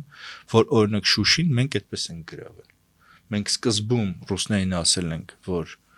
մենք գրավել ենք արդեն, բայց գործողությունը նոր սկսած է եղել։ Ասել են, որ դե լավ գրավել եք, հետո նոր գործողությունը հասցվել է ավարտին։ Այդ պահը, որ ասենք բանի միշտ մեր մեջ նստած է։ Ինչի պետք է շնորհակալություն հայտնես ու անցնենք առաջ։ Ասեմ։ Ես մեկալի համաձայն չեմ, բայց հետաքրքիր է ինչի համար։ Շնորհակալությունը, ասեմ, քո ես քեզ միշտ հարգել եմ, չնայած ասեմ, քո հանդեպ ընկալումը այն սկզբնական շրջանում շատ սուր էր, երբ որ դու Սիլվա Կապուտիկյանի մասին վատ բաներ Կլինի այս եթե օգտագործեմ եւ ներողություն խնդրեմ Սիլվա Կապուտիկյանի նկատմամբ այդ մի նախադասությունը գրելու համար։ Իրոք ասում զգացմունքներ են ստուդիայի ասել։ Ես առաջապես իրան չեմ սիրում որպես պոետ, բայց այդ վիրավորանքը ջահել եմ եղել։ Հա, ես դա մտածել եմ, Ներողություն։ ես մտածել եմ, որ դու բան ես անում, այն արվեստի մեջ այդպիսի բան կա, չէ, որ ասես ցնցում ես մարդուն, որ պատաժ եմ անում։ Այո։ Եվ մտածել եմ, որ ես տեսել եմ քո գրառումները եւ այլն, հետո ներվայնաց։ Ես կարծում եմ մի պահ ընկերներ ենք, հետո ես քեզ հանեցի ընկերներից, որտեղ sense ինչ որ որտեղ դու ասենք ներվայնացնող բաներ ես։ Մեկը ասում զգացմունքներ, որ բայց իրական Սիլվա Կապուտիկյանը շատ լավ պոետ է։ Իրոք լավ պոետ։ Մեր իրականության համար կին պոետ եւ այլն բան, բառապաշար, ինքը շատ լավ պոետ է։ Հիմա հետո դու այդ բանը եղավ, որ դու գրառում արեցիր, որ Շուշիի հյուրանոցից թրցրել ես իմ գիրքը, շատ լավ գիրք է։ Շուշիի հյուրանոցում մենք բան չկար անել, մենք այդտեղ Գերմիտերյան Վահան Տերյանի վերաբերյալ իսկապես շատ արժեքավոր մենագրություն, բանասիրական հրաշալի աշխատանքով։ Ու մի հատ մեծ գրառում բան, ես էլ գրյան գրեցի։ Վերցնում եմ այդ գիրքը, դնում եմ չամանտանից մեջ ու հետո բերում եմ Երևան Վահան Տերյանի գիրքը ու դա ցցնելը գողանալու է։ Շուշիից այդ Վահան Տերյանի գիրքը չմնաց ադրբեջանցիներն էլի։ Իդե բոլորին եմ խորհուրդ տալ կարդալ, որովհետեւ մեր ազգի մեծ մասը Վահան Տերյանի մասին սխալ պատկերացումներ ունի։ Եվ այդ գիրքը բացահայտում է իրական։ Ես դրանից հետո Կարպեսին հրավիրեցի գարեջուր խմելու, ասի, որ ես մի հատ գիրք ունեմ, արեց երկրորդ գիրքն է քեզ նվիրեմ, համե գարեջուր խմենք, ծանոթանանք, գարեջուր խմեցինք եւ այլն, հետո սկսեցին այդ խառը օրերը, հեղափոխությունը եւ այլն, եւ մայիսի 30-ին, ճիշտ եմ, չէ՞ հիշում, ռեստարտը եկավ համասանի գիտխորհուրդը գրավելը։ Եկան գրավեցին այդ ժամանակ աջակցում էր ռեստարտին։ Բայց Կարպիսը Նև Պաշտոնյա էր։ Ինքը Արարատ Միրզյանի մամուլի խոսնակն էր եւ այն Վահան Կոստանյանը բանի աշխատակազմի տեղակալ չէ, աշխատակազմի ղեկավարն էր։ Եվ Արարատ Միրզյանը այդ ժամանակ փոխվարչապետ էր։ Ու իրենք էլ մեջն են։ Ու այդ օրը մի բան, այդպես, նու իհարկե այդտեղ բաներ կային, որոնք sense էթիկայից դուրս են գալի, բան ինչ որ իրոք այդ եկածների մեջ դες լակոտ-լուկուտների բանը շատ էր էլի, որ ասենք բան, որ չգիտեմ, հիշում ես, որ Սիմոնյանի աթոռը հանել էին Միջանցքն մենք ինչով վրան սաղում էր, այսքում ենք մեր գնում ես ինչեր անում։ Սիմոնյանին պահել էին ինքը այդպես ոդքերը չէր կաղում, ինքը երկար կանգներ, վատացել էր եւ այլն։ Բայց այդտեղ միացած բան եղավ։ Այդ ժամանակ այդ բոլոր իր տեղակալներ, բաներ եւ այլն ասում են, որ եկեք դուրս գանք Չարենցի փողոցը փակենք, եսիմ ինչ անենք, հեղափոխությունը մենք է մեր եսիմ ինչ անենք։ Հա ասում են դուք հիմար չեք, ասենք դուրս գաք Չարենցի փողոցը փակեք, գալես պես նոս ձեզ տպի լարի եւ անիմաց ծեցեք ուտելու։ Եվ այդտեղ մի հատ բան եղավ, որ հեռագիր ուղարկենք, շատ կարճ հեռագիր աշխարհի բոլոր համալսարաններին, որոնք ունեն պայմանագիր ԵՊ-ի հետ, ու համալսարանական կառույցներին,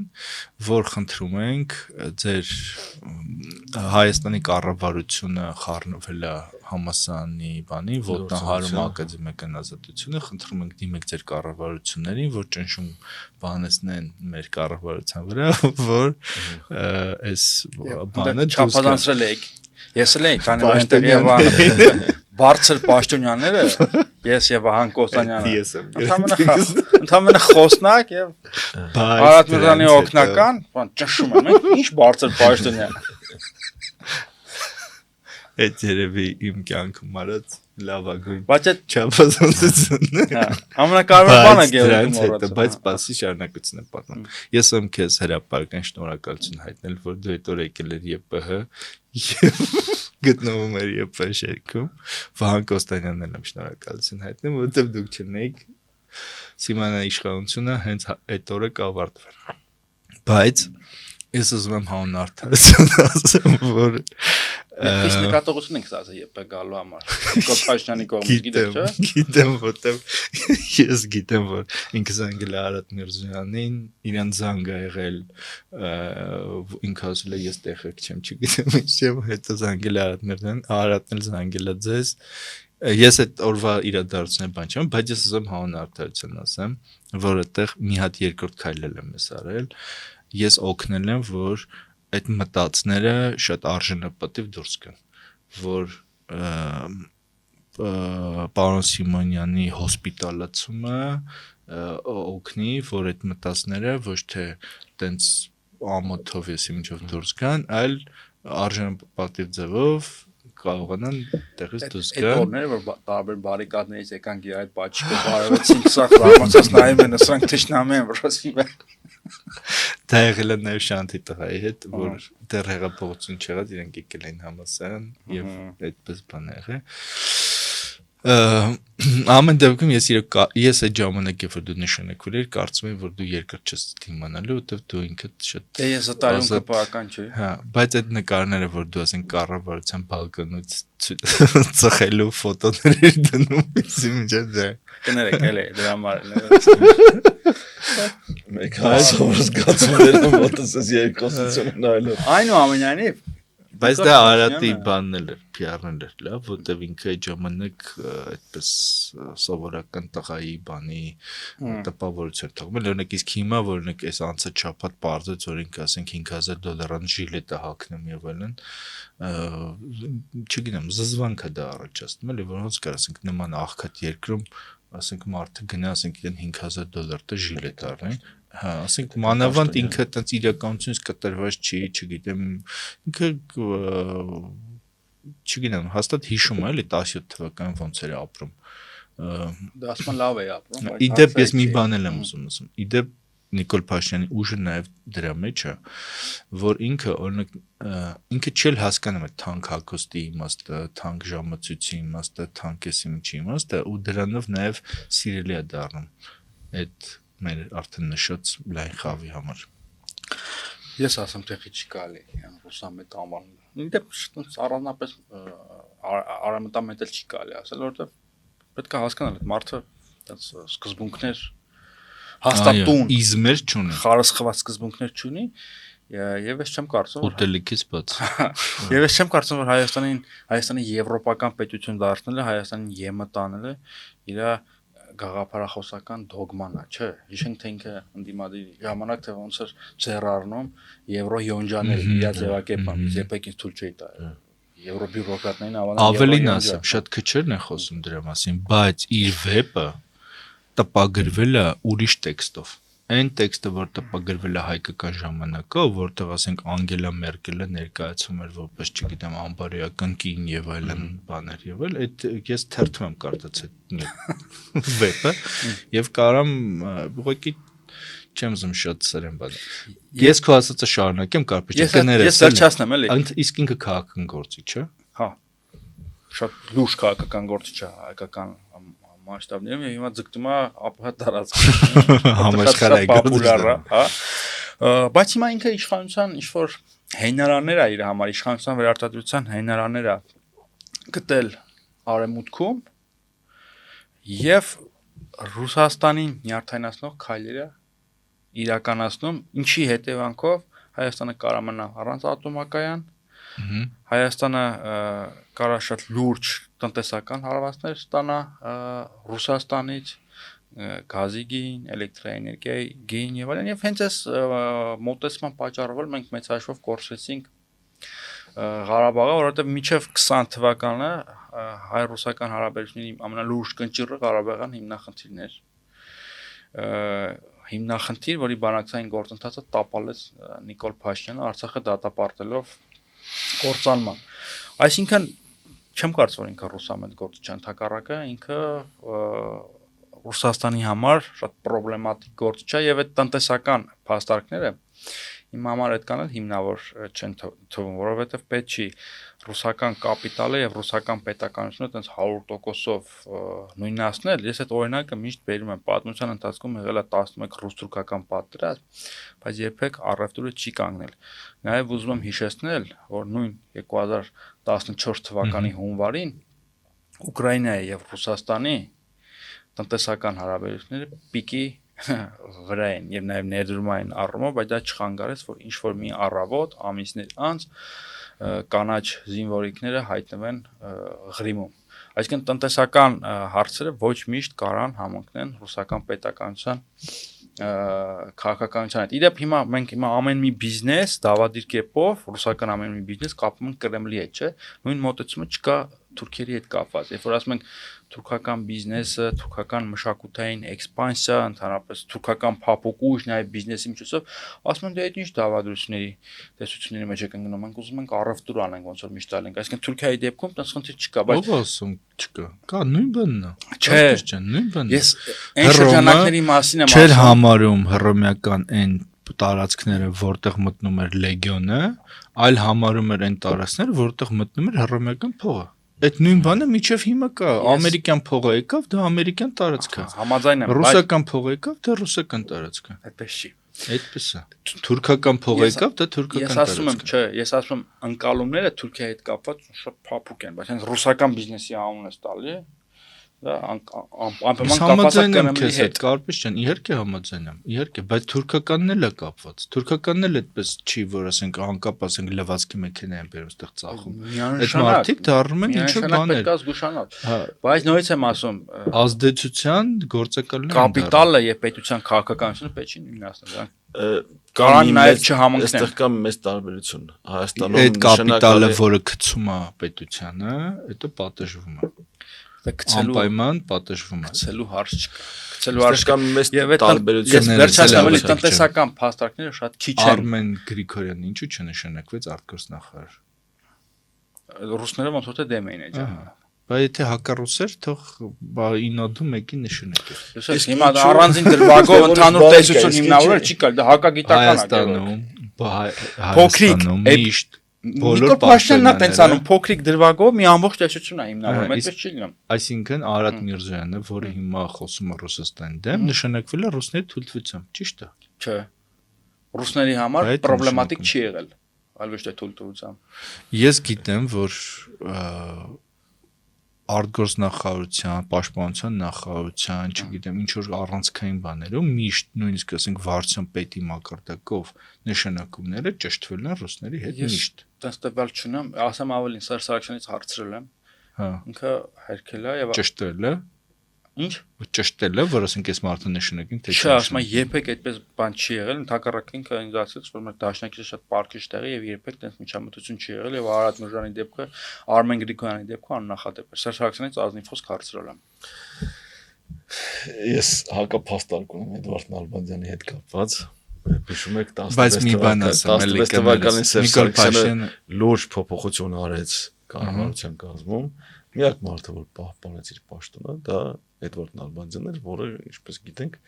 բարեկամական հարաբերություններ ունի Ռուսաստանում։ Բայց դա է պատճառը, որ իրան պահեց թե նրա համար, որտեղ ինքը Ղարաբաղյան հակամարտության թիվ 1 բանակցողն էր եւ իրանից լավ ոչ մեկ դա չէր կարող անել, որտեղ մենք տեսանք, որ ինքը գնաց ովքեր եկան եւ ինչ արեցին Ղարաբաղյան հարցի հետ։ Միգուցե դա էր պատճառը, ոչ թե ռուսների հետ բարեկամական կապ ունենալը։ Եկավ Ֆրանսիան Փարիզում տուն։ Հայկական քաղաքական բանի թուլությունը նաև են, հա, որ երբեք մենք ինչ որ հարցերի պատասխաններ միջև վերջ չենք իմանում։ Օրինակ ասենք ռուսների, թուրքերի բարագայում ավելի, որ ասենք, չգիտեմ, վարորդ է եղել, որը Թալյաթին տարել, ասենք, մի շաբաթ հյուրանոցից տարել բանակցությունների տեղ, հետո հետ է եկել, գրել է հուշեր, թե Թալյաթը ոնց էր, որ օրը ինչպես էր, ինչ տրամադրությամբ էր եւ այլն, իսկ Հայաստանը նույնիսկ առաջին դեմքերը, երկրորդ դեմքերը, չգիտեմ, բաներ, երբևէ հուշեր չեն գրում, եթե գրում են, դա գրում են իրանց օգնականները լրիվ ուրիշ բան, օրինակ ասենք գեներալ Մանվելի գրած տեքստերը, ինքը չի գրել, իր մի քանի անկեղծ հարցազրույցներ, որտեղ այդ մարդը պատմական իրադարձությունները լրիվ ուրիշ բան է երևում, էլի։ Բայց հիմա մյուս միֆն էլ կա, դա ասում են Ռուսաստանը բան չի ասում, որ ման ոչ մի խնդիր էլ չկա, բայց հիմա որ շատերին հետաքրքրում է, թե որը պետք է լինի ռուսական պատիժը։ Շատ հեշտ, անգործություն, դրսևորել անգործություն Թուրքիայի եւ Ադրբեջանի միջև հեծեցվող Հայաստանի ճակատագրի նկատմամբ։ Դա պատիժ չի, Ղարաբաղի կորուստը դուք պատիժ եք եւ այնց եսիք չհամարել։ Այսինքն Ղարաբաղը ոչ թե այլ ճակատներում ինչ որ բան ստանալու պայմանավորվածությունների Ռուսները մեղք չունեն այլ չունեն։ Մենք ենք Ռուսները միգուցե ունեն Ես շնորհակալություն սա հետ եմ վերցնել։ Մի րոպե ես իմ ասածը կարամ հիմնավորեմ։ Ահա։ Ես այստեղ ես հարցում ռուսներին կամ որևէ այլ աշխարհակական կենտրոնի չեմ եղել։ Դե առաջինը մենք ենք մեղավոր իհարկե, այդտեղ հարց չկա։ Ես իրենցից որևէ բան չեմ ակնկալում եւ չեմ ակնկալել։ Ղարաբաղի պատերազմի պարտության եւ Ղարաբաղի հայատապման մեջ թիվ 1 միակ մեղավորը մենք ենք հայերս եւ մեր քաղաքական ղեկավարը, հետո էլիտաները եւ ով որ այդ խորհուրդը տվել է, որ կարելի է այդ ուղղությամբ գնալ։ Ֆրանսիան եւ Եվրամիությունը։ Բայց չմոռանանք թե ով էր ակնկալիք ձևավորում Ռուսաստանից Արցախի պահպանման, Արցախի որ ակնկալիք։ Հայերն են այդ կեղծ ակնկալիքը, որ ակնկալիք եմ ասում, որ կարելի է որ ռուսները գալու են, մեծ փրկեն ռուսները երբեք դուրս չեն գալու Արցախից։ Այդ ֆրանսիացիներն են մեր սերունդը։ Չէ։ Հայաստանի նախկին իշխանությունները։ Ներկա։ Այո։ Հայաստանի բոլոր ժամանակների իշխանությունները ռուսների նկատմամբ կեղծ ակնկալիքներ են ձևավորել, խաբելով հայ ժողովրդին, ասել են մենք կարանք այդտեղ ինչ ուզենք անենք, թալանենք։ Ռուսները թույլ չեն տա, որ մեզ ռուսները մեզ կփրկեն, ռուսները ունենք դաշնակից։ Համաձայն եմ։ Բայց ռուսները դրա համար չենք զինվել, դրա համար աղի վրա ուխտ չեն արել եւ երթում չեն տվել, որ սպասարկելու են Ջաբրայելը, Ֆիզուլին եւ Աղդամը պահելու մեր քմաաջուկը։ Հա, բայց այդտեղ մոտ ուրիշ կողմ էլ կա։ Հայ ժողովրդի ամենառուսամետ բանը մարդիկ հիմա գտնվում են Բաքվի բանտում։ Այդ մարդկանց ով է հանձնել։ Ադրբեջանը նրանց գերեվարել է։ Ոնց, որտեղից։ Ես այդ մանրամասն չգիտեմ։ Իրենք գնացել են ռուսական խաղաղապահների բազայում, որ ուղղաթիռ գա իրենց տանը։ Կա վերջա, որ իրենք են գնացել հանձնել, ես չգիտեմ։ Ինչի համար։ Ես այդ մարդկանց ճակատում։ Հիմա ամենա ընդհանրապես հայ ժողովրդի բոլոր, ասենք վերջին 300 տարվա ընթացքում ամենառուսամետ հատվածը արցախցին։ Դու մտածում ես ռուսները այդպես հրեշտաբան են, հա, խաղաղության հրեշտակներ են։ Ոչ, իհարկե ոչ, Կարպետ ջան, իհարկե ոչ, բայց կարելի է բացել պատմությունը եւ իմանալ, ասենք նախորդ փուլերում ինչ է եղել եւ հասկանալ թե ով է քո դաշնակիցը։ Ասենք որ, ասենք բաները, մելիքությունները վերածվել են ռուսների լիարժեք հաստատումից հետո։ Նշանակում ով է քո դաշնակիցը։ Կարպետ ջան, ես դու եւ Ավետիքը իրար հետ ընկերություն ենք անում, չէ՞։ Ես գիտեմ ով է Կարպիսը։ Ես արդեն ի սկզբանե չեմ մտնի քննարկման մեջ, որովհետեւ տես համեմատությունների համաձայն չեմ։ Միշտ անձնային հարաբերությունները այլ են, միշտ պետական հարաբերությունները այլ են։ Դե կայսրությունը ինքը ունի իր խնդիրները։ Այսինքն մենք հիմա կայսրությանը մեղադրում ենք կայսրական քաղաքականության համար։ Չէ, որ մարդուն մեղադրես մարդկային վարակ դրսևորելու համար, բայց կայսրությունը պետք է կայսրական լինի, Գևորգ ջան։ Այդ ուզում եք բանը, տես հայրի պամպերսը փոխի, բոլոր քմաաջուկները բավարարի, մենք էլ տեղնեղած ժամանակ տես մատ շշով խփեն գլխին, ասենք մենք ինքնիշխան ենք, հա։ Բայց երբ ենք մենք շշով խփել։ Դե հիմա այդ ենք ուզում, էլի։ Այն գյուղացին չէր ասում Նիկոլին, տեսա ոնց Պուտինին գազտվի, հալալա։ Այ պապի ջան, առանց թանկ գազ է շուտով առնելու կրկնակի։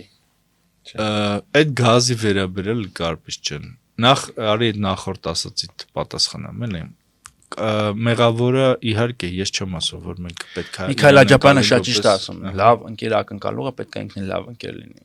իսկ մենք լավ ընկեր ենք Միքայել Աջապյանն ասում շփառը մեզ լավ ընկեր Կարպետ ջան մեզ լավ ընկեր բոլոր հնարավոր քվեարկություններում միջազգային բաներում մենք քվեարկել ենք Ռուսաստանի օգտին մենք Ղարաբաղի հարցը նույնացրել ենք բանի Աբխազիայի եւ Օսեթիայի հետ թեև Ղարաբաղը ավելի բարձր բան ուներ Ղրիմի միացնելուց հետո Ռուսաստանին այնքան լուրջ հարցերի կարող ենք Ռուսաստանի հետ կապված լուրջ հարցեր կարող ենք քննադատել բայց ամենախոցելի բանն է ասում Խի Աբխազիան ինչ կապ ունի Օսեթիան Այդ եմ ասում մենք նույնացրել ենք դա դրանց հետ բոլոր փաստաթղթերը դրել ենք նույն մակարդակի վրա բոլոր փաստաթղթերը ցույց են տալիս որ հեական Մինսկի ֆորմատով նաև Ռուսաստանի մասնակցությամբ մենք Ղարաբաղը կարող ենք պահել հայկական հայերի այնտեղ ապրելով Պրոբլեմը մեր մեջ է, մեր կայացած որոշումների մեջ է, որովե կայսրության, Կարպետ ջան, ես չեմ ասում, որ չէ, ես համաձայն եմ քեզ հետ, ես համաձայն եմ, որ այդտեղ մեր իշխող վերնախավն է ամենամեծ մեղավորը։ Նախ գլխավոր հրամանատարը կամ Առաջնորդը առաջնորդը Նիկոլ Փաշինյանն ինչ արել։ եւ Բայդենի վարչակազմը հեռացավ, հիմա էլ մեղքը Բայդենի վարչակազմի վրա էր գցում։ նախկիններ էլի միշտ նախկիններ։ Նոր Թրամփը գնա Թրամփ։ Միշտ նախշին է։ Այո, հեսա նոր կինք ունենա, աննա ԱԿՊ-ն է կդառնա մեղավոր։ Եթե արդեն չունի, էլի։ Հա։ Իդեպ ես մի հատ բան էլ ասեմ, ինքը այդ որ ասի քաղաքական գործիչ համարում ես, թե չես համարում եղել են, դասիր ինքը մեծ քաղաքական գործիչ չէ եղել, ես իրեն ճիշտ ասած քաղաքական գործիչ չեմ համարում, ինքը մեծ դերասան ավելի շատ եւ sense իրավիճակով Բայց քաղաքականությունը ավանտյուրիստ է դերասան։ հա, չէ, քաղաքականություն նախ Եվ որ հիմա եթե մտնելուց առաջ Ավետիք ջան ես ասած ժողովուրդ շոու ենք անում։ չէ, շո կան։ Խոսում ենք մեր մտքերը։ Չէ, հարցես ասած շոու անենք։ Այսինքն սա հրապարակային արվեստ է։ Շոու անելը։ Չէ, նաև մեր այն ինչ որ մենք հիմա անում ենք։ Ես շոումեն չեմ։ Մենք հիմա հին կարպետ չեմ։ Ես կարող եմ գամ ինչ որ իմ մտքերը։ Ես չեմ ասում դու շոումեն ես, ասում այն ինչ որ մենք հիմա զբաղվում ենք, դա հրապարակային է։ Հա, բայց դա շոու չի։ Ասում իրար նման են եւ առնչվում են եւ օգտագործում են մեկի մյուսի Կարպետ եթե շոու գործիքները։ լիներ, քո փոխարեն այդտեղ նստած կլներ կարճ հագնված ինչ որ բարեմազնություններ ունեցավ, ինչ որ աղջիկ։ Դու չգիտես շոուն ինչ է։ Հա չգիտեմ, լավ, չեմ հասկանում։ Հա ոչ հայերեն բառը չեմ հասկանում։ Շոուն եւ քաղաքականությունը մեկը մյուսի հետ առնչվում են։ Հա, այո, համաձայն եմ։ Բայց քաղաքականությունը ուրիշ բան է։ Քաղաքականությունը քո կառավարման հիմքն է։ Ինչի հիման վրա ես դու կառավարում։ Ճիշտ է։ Դա պետք է ունենա ինչ որ բազիս, հիմք պետք է ունենա։ Ես հակառակը չեմ ասում, նաև ասում եմ քաղաքականությունը հրապարակային քաղաքական գործունեությունը եւ հիմա քաղաքականությունը տարբեր բաներ։ Ինքը լավ բան է, խոսացողը, հռետորը, շոու անողը, սադրիչը եւ այլն, բայց այն հիմքը անհասկանալի է, ինչը։ Հիմա եթե Ռուսաստանում իշխանության գա Լենինը, ինքը կդառնա սոցիալիստ, կասի ես բան եմ, ասենք ինքը իմանա որ կարմիր բանակ էս է գալու Հայաստան, ինքը կասի ես թիվ 1 բոլշևիկ։ Լենինը քաղաքական գործիչ չէ։ Իհարկե, շատ լուրջ։ Բայց Նիկոլ Փաշինյանը չէ։ Չէ։ Նիկոլ Փաշինյանը չէ։ Չէ, ընդհանրապես մենք կարանք ասենք, որ այդ ռուսական եւ հայկական բաների մակարդակի ասվածը շատ նեղացնում ես։ Ու սահմանափակում ես ինչ-որ բանի մեջ։ Դե լավ ընդունում եմ։ Էս լավ թեմա է, ես ճիշտ ասած կուզեմ մի բան։ Կարճուկայով աղջիկա ուզում։ Չէ, սիրտս կարպիս ասում։ Դե ամեն դու ես դեռ։ Էս լավ նոտայի վրա ես կուզեի անդրադառնանք։ Ես կուզեի անդրադառնանք այս շաբաթվա այցերին եւ ինձ իմ մոտից ժամացի չէր եւ ինձ իմ ուշադրությունը հատկապես գրաված մի փաստի, թե ոնց հնդածս աղավաղվեց, բղծվեց Նյուտոնի առաջին օրենքը։ Մեր համերկրացի Միքայելյան աղասը մի շաբաթ առաջ գրառում էր արել, որ լավ հələ ֆիզիկայի դասը չի մտել եւ բղծել, բայց 3 ետ էլ տեղի ունեցավ եւ իմ համար շատ անսպասելի կերպով ֆիզիկայի ուսուցիչը որը պետք է հստակ տիրապետի այդ ամեն ինչին։ Մեկին ասաց, որ մարմինը գնա ուղղակից եւ հավասարաչափ որ այլ ուժը չեն ազդում եւ ինչ որ ժամանակ հետո կան կառնի, որը էապես տարբեր է, էլի ասենք ինքը լրիվ հակառակը Նյուտոնի առաջին օրենքի տրամաբանությունը, բայց դու մի բան հասկացա, որ այս վարքագիծը վարակիչը։ Բայց այդ դեպքում կարելի է հարցնել դեզերքում այդ օբյեկտին ինչի չեն կանգնում։ Որովհետև հա, այդ ամեն ինչը կա, չէ, բայց դե իրականում վերցրել եւ արագության մասին վերցրել են մի հատ մեքենա գլորում են սեղանի վրայով եւ ասում են գնաց ու հանկարծ ինչ որ ժամանակ հետո կանգ առավ, հա։ Իրականում այս միայն Նյուտոնի առաջին օրենքը չի կարևոր, մնացած օրենքներն են կարևոր։ Միգուցե կներես Ավետիք ջան, Նիկոլ Փաշինյանը մերժում է Նյուտոնյան մեխանիկան եւ կողմնակիցը Արիստոտելյան ֆիզիկային։ Նյուտոնյան մեխանիկան իր բանը ունի, սահմանափակումներ ունի, հա, հետո քվանտային մեխանիկա կա եւ մնաց ամեն ինչը, որը էապես պատկերացումներ կարող է փոխվել ժամանակի զանգվածի կամ տարածության մնացած ամեն ինչի մասով։ Բայց եթե դասագրքում մի բան է գրած, որ այդ ուսուցիչի պարտավոր է ըստ մեթոդական ձեռնարկի այդ սահմաններում գիտելիքի այդ սահմաններում կամ հետազոտությունների կամ տեսության այդ սահմաններում այդպես հասցնի եւ ինքը հնդածս համաձայնվում ասենք դրա բանին հերքմանը կամ մերժմանը ասենք բարձր դառնում որ այս իրականում ինքը այդպեսին չի ինքը վարակվեց տեղում դրանով վարակվեց որովհետեւ բանկա ինքը հակված է դրանով վարակվելու բացը չունի իմունիտետ մեր հասարակությունը իմիջիալից է որ խոսում ենք որ ասենք այդ հասարակության մի հատված կա որը որ վարակվում ասենք այդ կարտոֆիլ կամ եգիպտացորեն ուտելը իրան հոգի հարազատում իրականում ինքը չունի իմունիտետը այդ քաղաքական շոուի նկատմամբ այդ ուտելը բայց երբ շատ է իմունիտետը չունի Ես չէ քաղաքական շոուի մանկապարտեզի այցի վերաբերել է այդ մանկապարտեզը ուրեմն այդտեղ շատ կարևոր այց էր այդտեղ մի հատ երեխա կար Սամվելիկ անունով Սամվել չգիտեմ ոնց որ Սամվել էր անունը որ այդ բանը դաստիարակը ասում է հələ մտ ցույց տու թես խաղը ոնց են խաղում եւ ինքս մեջքով է շրջվում վարչապետին տեսել ես այդ կադրը եւ ինձ թվում է որ ասենք եթե Նիկոլ Փաշինյանը ընտրվի ապա 5 տարի հետո արդեն ոչ թե ասենք 18 տարեկան դպրոցական Դավիթ Մինասյանին կձերբակալեն այլև մանկապարտեզ երեխուն որ ասած մեջքով շրջվում է դեպի վարչապետը կգան ես ինչերը թևերը կոլորեն կտանեն եւ բայց մի մանկապարտեզը հիշեցնեմ Էջմիածնի մանկապարտեզը որ անցյալ տարի նոյեմբերին երբ որ Էջմիածնում աշտվա շաբաթ այսպես խոշորացված հավաքում դիմադրություններ էին այդ մանկապարտեզը իբր թե բացում էին Արգիշտի Մեխակյանի բանում նախընտրական քարոզարշավի շրջանակներում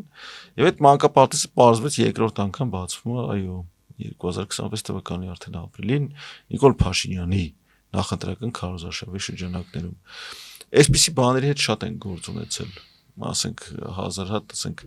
օրինակներ կար Իսկ միշտ էլ եղել է Սամվել Ալեքսանյանի Շաքարի գործարանը 15 անգամ բացվել է Քոչյանը մի 5 անգամ բացել է մի 5 անգամ Սերժ Սարգսյանն է բացել Պապային գրացել է մի գործարանը ինքն էր բացում որը որ մի 15 անգամ բացվել է որը երկու անգամ բացվել է նախկինում բայց այս քաղաքական շոուն իրականում արվում է մի բանի պատճառով որ միստվար զանգված հասարակության ընդհանրապես իմունիտետ չունի դրա նկատմամբ չունի կամ հրաժարվել է վերլուծելու կարողությունից, վերլուծելու ցանկությունից, չի փորձում խորանալ իրականության մեջ, որովհետև ստիպված լինի առերեսվել էլի մենք իրականություն ունենք թե իրենք, որտեղ իմունիտետը ուրիշ բան է։ Ինչքան բջիջը, այնքան իմունիտետը մեծ է։ Եթե տենց ես նայում, իմունիտետով հակառակ օրգանիզմի իմունիտետը չի մեծ։ Տեսակի իմունիտետն է, ազգի իմունիտետը օրգանիզմի կոնկրետ։ Մարդիկ իմ կարծիքով իրարից շատ չեն տարբերվում, օրինակ բայց ասային իմ ուտելու պահը ինչու եմ սխալվում, որ ես շատ է դրա վրա կենտրոնացնում։ բայց ինքն է կենտրոնացնում։ Ուտումը թողուտի։ Հա թողուտի իսկ դա դարձնում ես շոուի գործիքներով դա դարձնում ես իրադարձություն, բարի իրադարձություն։ Բայց ինքն է սարքում, կարծես չէ։ Ինքը պետք է ինչ-որ բանից խոսա, չէ, ինչ-որ բան ներկայացնի։ Ինքը չունի խոսալու բան ներկայացնել։ Բա մարդկանց զբաղեցնում է կենցաղային հարցերով։ Դե դու էլ ուտում է։ ներկայացնում ես լուսաբանում։ Եթե ինքը հնարավորություն ունենար, ես վստահ եմ, որ ինքը իր զուգարանը կնկարեր։ Աբա դու դա լուսաբանում ես։ Որտեվ չեմ կարող ինքը պետության առաջին դեմք ես, չեմ կարող իրեն չլուսաբանել։ Ես սովորաբար իմ հարցազրույցներում նախընտրում չանդրադառնալ, բայց այս ստուդիայում ստիպված ենք անդրադառնում այդ մարդու արածին կամ ասածին, բայց պետք է ընդունենք մի բան, հա, որ ինչքան մենք քիչ անդրադառնանք, այնքան ավելի բան կնենք, կենսունակ կլինենք։ Ոչ թե դու որպես լրագրող, ես ոչ թե Կարպիսը որպես հրապարակ։ Ես լրատվամիջոց եմ եւ պետքա լրատվամիջոցը լուսաբանի իրադարձությունը։ Պետքա լուսաբանի, բայց ինքը ուզում է որ դա լինի։ Դուք էլ, մենք էլ այդ խայծը ուտում ենք եւ իր ուտելը դառնում է, չգիտեմ, լուսաբանը։ Փակ շղթա է։ Լուսաբանը։ Փակ շղթա է, ինքը ուզում է որ դա մենք սևեռվենք, մենք էլ սևեռվում ենք։ Բա իշխանությունը Այսինքն ես չէ դուք։ Եթե իշխանություն չկարողանա օրակարգ սահմանի, սահմանում։ Եվ ես գալով նախնական թեմային մարդիկ նույնն են։ Օրինակ ես շատ եմ լսել նույն նմանատիպ թեմաների մասին, թե ինչ են խոսում, օրինակ շարքային քաղաքաբնակ թուրքերը, իրանցիները, վրացիները, հույները տարբեր լեզուներով են խոսում, բայց միևնույն ժամանակ նույն լեզվով են խոսում, որտեղ սոցիալական արդարության, բանի վերաբերյալ նույն պատկերացումները ունեն եւ Նիկոլ Փաշինյանը ինչ որ հակված է ժողովուրդ կոչվածին մարդկային ինչ-որ խառնվածք հաղորդել։ Ժողովուրդը ունի դեմք, ունի գլուխ, կարողանում է մտածել եւ աջակցություն հայտնել իրեն։ Ու իր տեսքով է, հա։ Ժողովուրդը կհաղթի, գլխարկա։ Բայց իրականում ժողովրդին պետք չէ այդպես ինչ-որ կայուն, ստատիկ խառնվածք, հա, որովհետեւ մարդիկ իրականում շատ փոփոխական են, անսկզբունք են։ Ժողովուրդը որպես հավաքականություն շատ անսկզբունք է, որովհետև իրեն կարող է ուղղորդել տարբեր ուղղություններով, որովհետև երբ որ ասում ենք ամբողջ, որ նկատի չունենք, որ հայ ժողովուրդը միշտ եւ բոլոր իրավիճակներում ամբողջային վարքագիծը դա ձեռքբերովի է, որովհետև աշխարհի ամենաինտելեկտուալ, աշխարհի ամենափայլուն, պարայեղ, լուսավոր ժողովրդական զանգվածը ակնթարթորեն կարող է փոխակերպվել։ Ես համաձայն եմ, բայց պետությունը ոչ։ Բայց պետությունը ունի դիմագիծ։ Պետությունը պետք է ունենա դիմագիծ։ Հիմա եւ պետականն ու ժողովրդականը պետք է իրարից տարանջած։ Կա մի հատ քո սիրելի բան ասեմ, էլի։ Կա պատմագիտական մի հատ բան, մոտեցում, որ օրինակ ասենք 17 թվականի բանը հեղափոխությունը լրիվ ուրիշ տեղ էր տանում Ռուսաստանը, ուրիշ ձև պետություն էր ձևավորում, բայց հետո Ստալինով վերադարձվեց այդ նորացվեց ցարիզմը, փոխվեց դիմագիծը ես իմիջ բաներս, բայց պետության ավանդույթը հաղթեց ինչ որ բաների, հրյա հեղափոխականների, որոնք այդպես ազատ ես իմիջերի հարաբերությունների բանի կողմից համաձայն եմ, բայց ձևակերպումները Թրամփը ի սկզբանե այլ բաներից էր խոսում, այլ գործընթացներից, բաներից, նպատակներից եւ այլն, բայց ի վերջո այն բանը պատերազմի, այսպես ասենք, կուսակցությունը մեր խոսույթով ասած, ի վերջո հաղթեց, չէ, իր այն ասածներին։ Սա եւ էլի շատ օրինակներ կարող են։ Սա նշանակում է, որ մի մարդը ինչքան էլ հեղափոխական լինի, ինչքան էլ փորձի փոխի եւ այլն, մեկը պետության ավանդույթը իրան բան անում, փոխում է եւ սարքում է այդ պետության դեմքը։ Նույնը Նապոլեոնին է վերաբերում քո սիրած բաների, կերպարներից։ Հիմա իմ ասածն է, որ հայկական պետության այս ավանդույթը գոյություն չունի։ Ոչ թե որ մենք այսպիսին ենք, Նիկոլե կա վերափոխվեց կամ այնպիսին, այլ խնդրեմը այն է, որ ոչ թե մեր ժողովուրդը սովորական, ասենք, բանվորը, արհեստավորը, չգիտեմ, կոշկակարը եւ այլն, իրենք պետքա քաղաքական խարակտեր ունենան, այլ մեր պետությունը չունի այդ խարակտերը։ Դա իմ համար, իմ կարծիքով, մեր ամենամեծ բացը։ Նորաստեղծ պետություն է, էլի դե հիմա 30 տարվա մեջ եւ մնացել է նորաստեղծ։ Մնացել 40 տարեկան Չէ, իրականում երևի հենց խնդիրն է, որ մենք նորաստեղծել մնացել ենք։ Պետությունը ուներ, ասեմ, ուներ խարակտեր, բայց այդ խարակտերը քո ասած ինչի արդյունավետ գտնված էլիտաների երեսպաշտության։ Հա, որտեվ իրենք չապրեցին իրենց իսկ հրճակած արժեքներին համապատասխան։ Չձևավորվեցին այդ մեծախոս, ասում եմ ես ուզում եմ լինել Հայաստանը դառնա Իսրայել, բայց եղբայր, մի րոպե, եթե դու ուզում ես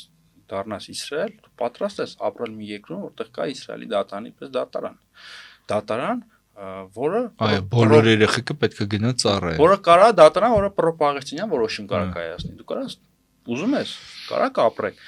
Համաձայն եք, որ բոլոր այդ երեխաները գնան ծառայեն, դուք ծառայեք։ Քո աղջիկը ավտոմատը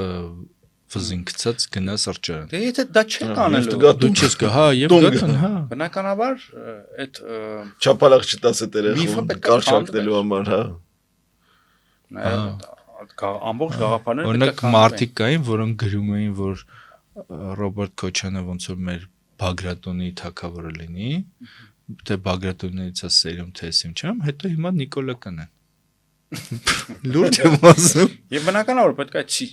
նիհիլիզմը, դասակարգային ատելությունը պետք է հաղթեր, քանի որ պարզվեց, որ այն գաղափարները, որոնք քարոզվում էին 25 տարի, այն ժամանակ 25 տարի կեղծ էին, ոչ մի քիչ հավատում դրանց։ Իշխանության ռեժիմի պարտադրած իդեոլոգիաներ կենացը խմում էին, թողնում գնում էին, բայց այդ արժեքներին համապատասխան չէին ապրում, բայց ամեն դեպքում չմտնենք այդ նիկոլական գծի մեջ։ Մարդը պատրաստ չէր իր ասացի համար պատասխանատվություն կրել։ Չմտնելով նաև նիկոլական գծի մեջ, ասենք, որ մենք ունեցել ենք պետություն, ունեցել ենք բանակ, լավ, թեվատ, Պեչինաև, անցյալի բոլոր նվաճումները, անցյալի ողջ գոյությունը արժեզրկել եւ զորայացնել, դրա հետ էլ համաձայն չեմ։ Այս դրական նոտայով։ Այո։ Բայց շատ հետաքրքիր ստացվեց, շատ։ Շնորհակալություն Կարպետ ջան։ Ես եմ շնորհակալ հյուր գալու համար։ Սրանով այս դրական նոտայով ավարտենք մեր հաղորդումը։ Հիշեցնեմ, որ դուք դիտում եք խորագիր հաղորդաշարը, սիրելի հետևորդներ, մեր հյուրը պատմաբան, աստվածաբան, աստղաֆիզիկոս Կարպետ Փաշյանն էր, ես եւ Ավետիք Քերոբյանն էլ ձեզ հետ կհանդիպենք հաջորդ շաբաթ։ Շնորհակալություն։ Ցտեսություն։ Merci beaucoup.